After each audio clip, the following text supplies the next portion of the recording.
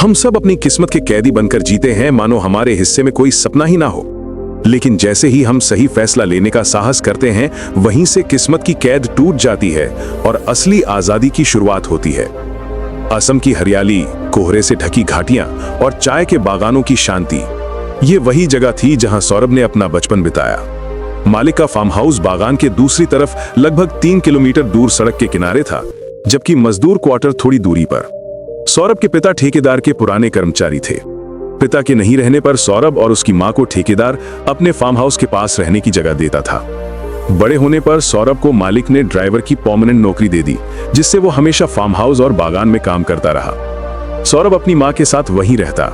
मां दिन भर मजदूर महिलाओं के साथ चाय की पत्तियां तोड़ती, टोकरा सिर पर ढोती और शाम को थकी हुई लौटती। बचपन में फार्म हाउस और मजदूर क्वार्टर के बीच इतनी दूरियां थीं कि मालिक और उसका परिवार कभी सीधे मजदूरों से नहीं मिलते थे।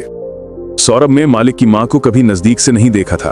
उसकी आंखों में बस कुछ यादें थीं, कभी दूर से झुकते हुए हाथ, कभी मुस्कुरा भरी निगाहें, पर यह पहचान इतनी गहरी नहीं थी कि वो किसी मुश्किल समय में समझ पाए कि यही वही महिला है।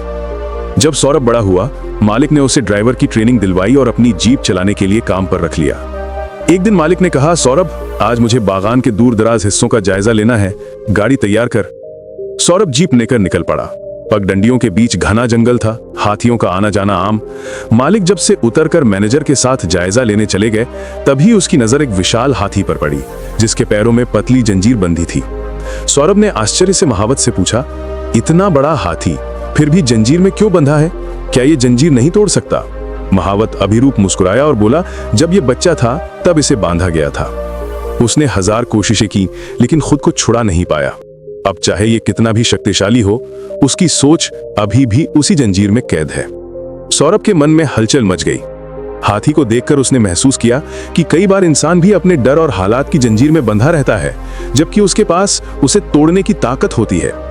उस रात सौरभ ने तय किया, वो अपनी सोच को कभी कैद नहीं होने देगा। साल बीते और सौरभ मालिक का ड्राइवर बना रहा।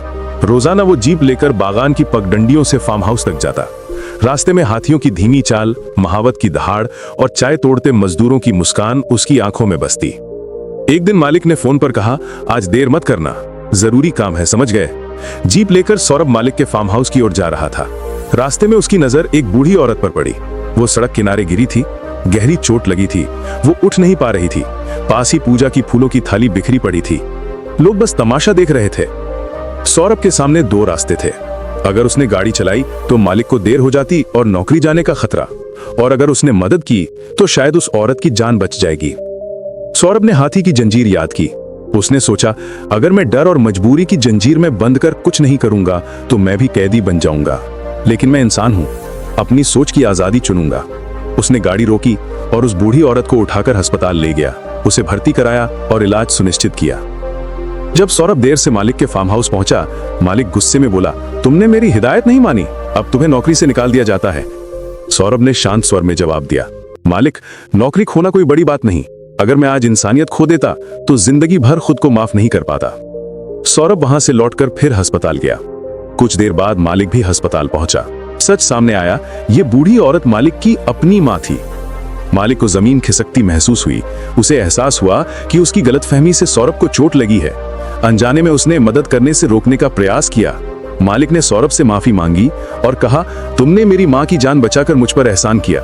आज तुमने मुझे सिखाया कि असली ताकत नियम या डर में नहीं, बल्कि सही सोच और इंसानियत में है।